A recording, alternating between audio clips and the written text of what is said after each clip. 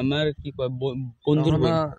দাদা এক মিনিট, তোমাৰ কি এটা আচৰিত ঘটনা শুনিলে আপোনালোকো আচৰিত হ'ব। টিউচনৰ নাম দি ঘূৰিব আহিছে নিজৰ বন্ধুৰ ভণ্টিক লৈ জংঘলত, আৰু এনেকুৱা এটা ঠাইত আহিছে য'ত কোনো মানুহ নাই, কিন্তু তেওঁলোকে ঘূৰিব আহিছে। কিয় আহিছে সোধোতে কৈছে টিউচনলৈ গৈছিলোঁ, তাৰ পৰা ঘূৰিব আহিছোঁ। এটা আচৰিত, এবাৰ ভাবকচোন আজিৰ সমাজটো কোনপিনে গতি কৰিছে। মই এই কথাবোৰ শুনি আচৰিত মানিছোঁ যে সৰু সৰু ভাইটি ভণ্টি আজিৰ এই সমাজত টিউচনৰ নাম দি তেওঁলোকে দুটাই বাইক লৈ ঘূৰিব আহিছে এনেকুৱা এটা জেগাত য'ত কোনো মানুহ বসবাস নকৰে, আৰু তেওঁলোকে বহুত দূৰৰ পৰা আহিছে, কিন্তু কিয় আহিছে সেই কথা তেওঁলোকে স্পষ্টকৈ ক'ব নোৱাৰে। আজিৰ এই ভিডিঅ'টো এইকাৰণে বনাইছোঁ কাৰণ এই ভিডিঅ'টো চাই হয়তো বহু মা দেউতাই সতৰ্ক হ'ব পাৰে। তেওঁলোকে ল'ৰা ছোৱালী ক'ত যায়, ক'ত থাকে, কি কথা, ডিটেইলছটো যাতে তেওঁলোকে ল'ব পাৰে, নহ'লে কেতিয়াবা কাৰোবাৰ ছোৱালী হওক কাৰোবাৰ ল'ৰা হওক কি বিপদত পৰে, ক'ত কি বিপদত পৰি যায়, জীৱন নষ্ট হৈ যায়, সেই বিষয়ে জনাটো খুব দৰকাৰী।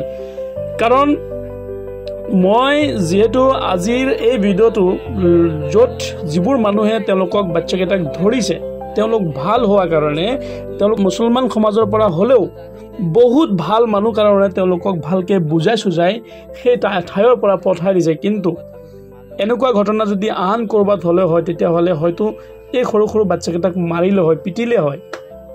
কিন্তু বহুত বেয়া লাগিছে, আৰু সেইকাৰণে এই ভিডিঅ'টো মই কাৰোবাৰ নাম মেনশ্যন এইকাৰণে কৰা নাই যাতে সৰু সৰু বাচ্চাকেইটাৰ জীৱনটো নষ্ট নহয়। কিন্তু এই ভিডিঅ'টো বনোৱা এইকাৰণে দৰকাৰ হৈছে কাৰণ প্ৰতিদিনাই বহুত ল'ৰা ছোৱালী টিউচনৰ নাম দি ঘৰৰ পৰা যায়, কিন্তু ক'ত যায় সেই কথাটো যাতে প্ৰতিজন গাৰ্জিয়ান মানুহে জানিব পাৰে যে তেওঁলোকৰ ল'ৰা ছোৱালী ক'ত যায়, কি কৰে।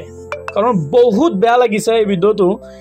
আজি হয়তো মই থকাৰ কাৰণে বা ভাল ভাল ল'ৰাকেইটা থকাৰ কাৰণে তেওঁলোকক একোৱে মাৰধৰ কৰা নাই। আপোনালোকে দেখি আছে বেকগ্ৰাউণ্ডটো মই এইকাৰণে দেখাব পৰা নাই কাৰণ সেই অঞ্চলত মই অকল ল'ৰা ছোৱালীকেইটাৰ ভিডিঅ'টোহে বনাইছোঁ, কিন্তু সেই অঞ্চলত মানে গাঁৱৰ পৰা সেই অঞ্চলটো অলপ দূৰত হয় য'ত মানুহৰ ঘৰ চৰ নাই। কিন্তু বহুত দুখ লাগিছে আৰু বেয়াও লাগিছে যে কি হ'ব তেওঁলোকৰ ভৱিষ্যতটো এতিয়াৰ পৰা হায়েষ্টলি 14 বছৰ হ'ব দুয়োটাৰে। পাৰিলে এই ভিডিঅ'টো শ্বেয়াৰ কৰিবচোন সকলোৱে, কাৰণ এইকাৰণে কৰিব দিছোঁ যাতে প্ৰতিজন মা দেউতাই নিজৰ সন্তানৰ প্ৰতি লক্ষ্য ৰাখিব পাৰে যে তেওঁলোকে টিউচনৰ নাম দি ক'ত ক'ত ঘূৰি ফুৰে, আৰু তেওঁলোকৰ জীৱনটো কেতিয়াবা কেনেকৈ বৰবাদ হৈ যাব তেওঁলোকে কল্পনাও কৰিব নোৱাৰিব। সেইবাবে প্ৰতিজন পিতৃ মাতৃয়ে যাতে সন্তানৰ প্ৰতি সজাগ হয় আৰু প্ৰতিদিনাই তেওঁলোকে ক'ত গৈছে, ক'ত থাকে, কেতিয়া টিউচন ছুটি হ'ব, কেতিয়া ঘৰলৈ আহিব, সেই সবিশেষটো তেওঁলোকে ল'ব পাৰে।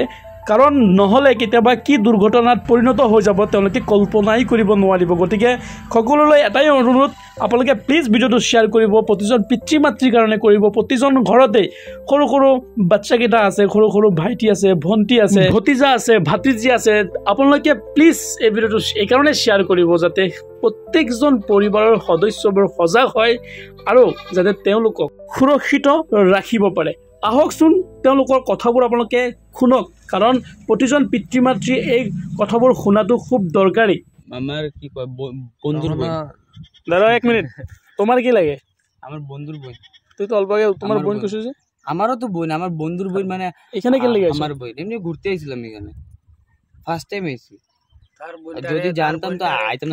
তোমার বন্ধুর নাম, তোমার বন্ধুটার নাম্বারটা দাও তো। স্যার বন্ধুর নাম এটা হেরে করে নাম্বারটা লো না, এর বন্ধুর নাম আমি লইম না। তুই কথা কইছে মাল লগা কইছে কথা।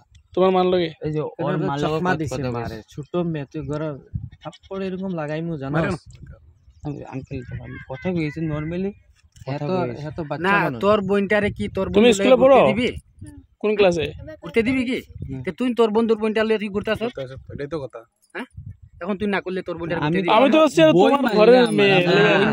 সবই তো বইন বানায়, বইন মাইন না এইবাদে করে না। বই ম্যাথ দোষ না তো। কোন স্কুলে পড়ো? তুই আনছস হ্যাঁ রে, হ্যাঁ তো জানিই না এগুলা জায়গা।